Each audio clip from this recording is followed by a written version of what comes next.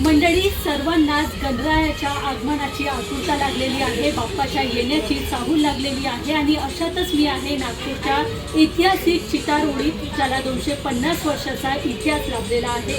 या ज्या चितारोळीत आहे आपण बघू शकता की सुंदर सुंदर अशा मूर्ती बनवल्या जात आहे आणि या मूर्तीला जे आहे चौथी पिढी 5वी पिढी जी आहे या मूर्ती बनवण्याचं काम करत आहे आणि आपण बघू शकता की अगदी सुंदर सुंदर मूर्त्या आहे. मात्र 4-5 पिढीनंतर जे आहे आता 18 वर्षाचे 19 वर्षाचे तरुण देखील या व्यवसायाला जुडलेले आहे, म्हणजे जेनझी जे आहे या व्यवसायाला जुडलेले आहे आणि परंपरेनुसार पारंपरिक तर आहेच, पण मात्र त्यानुसार आधुनिक आणि तंत्रज्ञानाचा जोड जो आहे तो या व्यवसायाला देत आहे आणि अधिक आकर्षक, अधिक नाविन्यपूर्ण जे आहे मूर्ती बनवण्याचं काम या नागपूरच्या चितारोडीमध्ये सुरू आहे.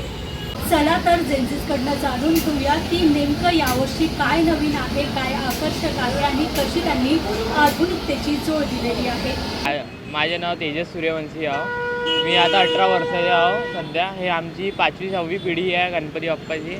हे आता गणपती नवीन नवीन रूपात बनवत आहे. हे आता लावायच्या ह्याच्यात आहे, गणपती नवीन नवीन रूपात बनवत आहे आणि हा एक गणपती हा चिंतामणीच्या ह्याच्यात आहे. जसे मंडळवाले ऑर्डर देतात तसे आम्ही गणपती बनवतो. आता नवीन पिढीत नवीन हे येत आहे, आता गणपतीचे नवीन नवीन प्रकार येत आहे, त्या प्रकारानुसार गणपती बनवत आहे. लोकांमध्ये डिमांड कशी आहे, कुठल्या प्रकारचे गणपती मागतात? म्हणजे डिमांड म्हणजे आता मुंबईमध्ये कसे हे बॅलेन्सिंग वगैरे गणपती आहे तसे मागतात, पण आपल्या इथं नाही होत ते बॅलेन्सिंग गणपती, कारण की तुटायची भीती राहते.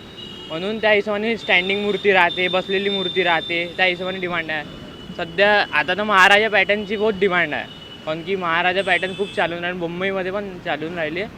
त्या पण वाढली, ऊन वगैरे निघाली तर हे होते, नाही तर धूप वगैरे ते लावतात, ते त्याच्यामुळे वाढतात मूर्त्या. तुझे बाबा जे आहे ते आधी साधी मूर्ती तयार करायची, आता त्याच्यामध्ये नवीन साज आला आहे, खूप आकर्षक मूर्त्या बनवते. तर त्याच्यामध्ये तू तुझ्या बुद्धीनुसार काय काय बदल केला आहे, काय नवीन देण्याचा प्रयत्न करतो? मी न्यू फेस द्यायचा प्रकार केला आहे. नवीन चेहरा जे मुंबई पॅटर्न आहे आता तेच आजकाल चालतात मुंबई पॅटर्नचे चेहरे, आता ते देण्यात मी प्रयत्न केला आहे. आता जुन्या काळातले जास्त चालतच नाही मूर्त्या, नवीन काळातल्या मूर्त्या आल्या त्यानुसार चालला.